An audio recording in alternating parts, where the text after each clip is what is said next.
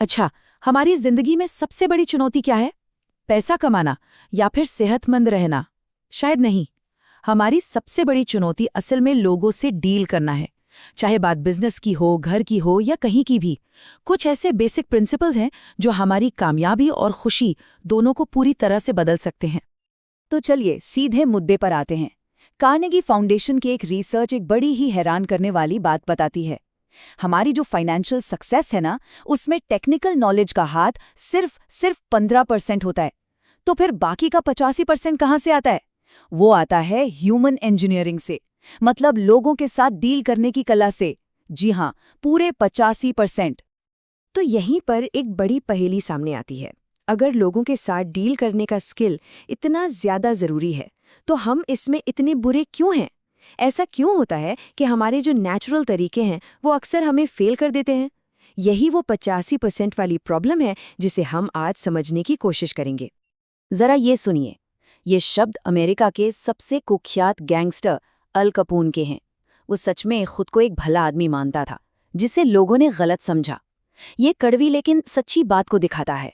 100 में से 99 बार लोग चाहे कितने भी गलत क्यों ना हो, वो कभी भी किसी भी चीज के लिए खुद को जिम्मेदार नहीं ठहराते।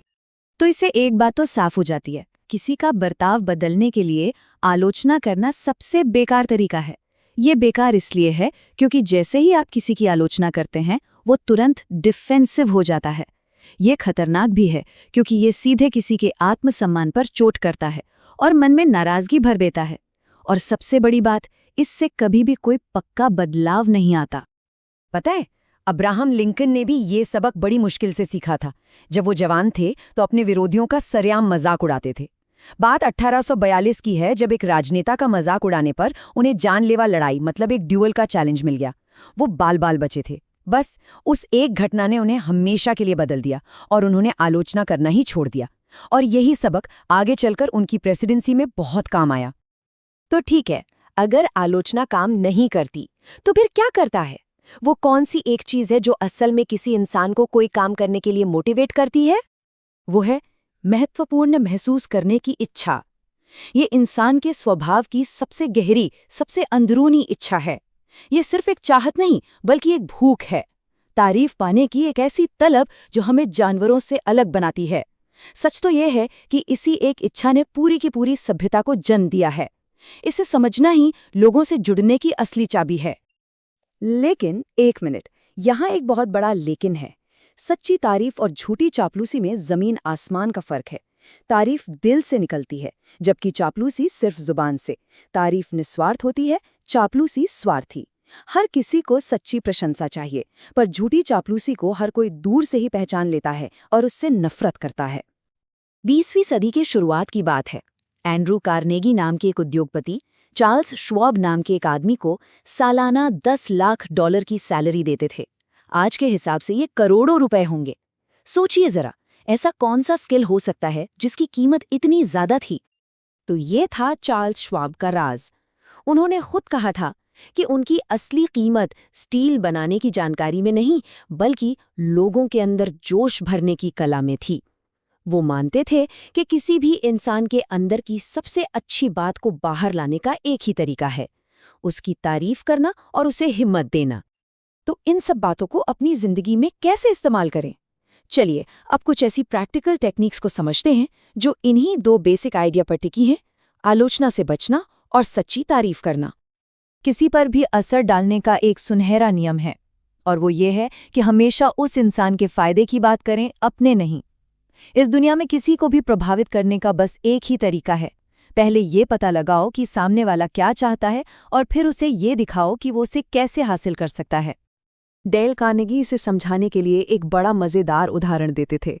वो कहते थे कि उन्हें स्ट्रॉबेरी और क्रीम खाना बहुत पसंद है, पर जब वो मछली पकड़ने जाते हैं तो हुक पर स्ट्रॉबेरी नहीं लगाते, वो हुक पर केचवा लगाते हैं, क्योंकि मछली को तो वही पसंद है।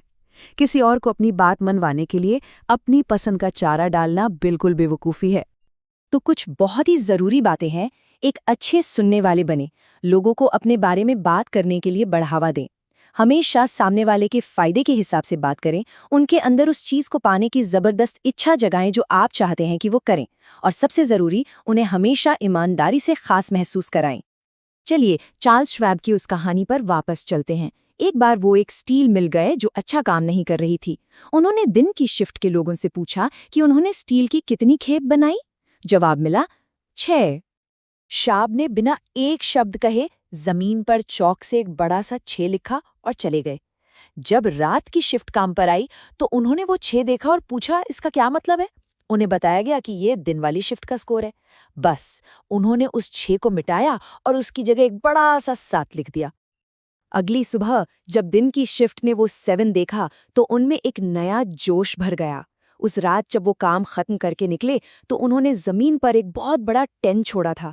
देखिए, एक छोटी सी चुनौती ने उस मिल की पूरी काया पलट दी। इसके पीछे का प्रिंसिपल बहुत सीधा साधा है। एक चैलेंज दो, जीतने की इच्छा, खुद को बेहतर साबित करने की इच्छा इंसानों के लिए एक बहुत बड़ा मोटिवेशन है। ये अक्सर पैसों या चेतावनियों से कहीं ज्यादा काम कर जाता है। अब हम सबसे जरूरी हिस्से पर आते हैं। इन आइडियाज को बस एक ट्रिक की तरह इस्तेमाल नहीं करना है, इन्हें अपनी एक स्थायी आदत बनाना है, अपने जीने का एक नया तरीका बनाना है। तो इसमें महारत कैसे हासिल की जाए? इसके लिए कार्नेगी एक बहुत साफ रास्ता बताते हैं। सिर्फ एक बार पढ़ना काफी नहीं है, आपको एक मकसद के साथ पढ़ना होगा, बार बार रुककर सोचना होगा कि इसे लागू कैसे करें। और सबसे जरूरी बात, हर महीने इन सिद्धांतों को दोहराना होगा ताकि ये आपकी आदत में शामिल हो जाएं। विलियम स्टीनहार्ट नाम के एक स्टॉक ब्रोकर ने इन सिद्धांतों को अपनाने के बाद लिखा कि वो एक बहुत ज्यादा चिड़चिड़े इंसान से एक खुश और अमीर इंसान बन गए।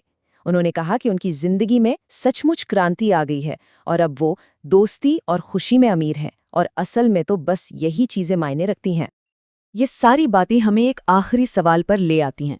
अगर दूसरों को प्रभावित करने का सफर खुद से ही शुरू होता है तो हमें शुरुआत आखिर करनी कहाँ से चाहिए?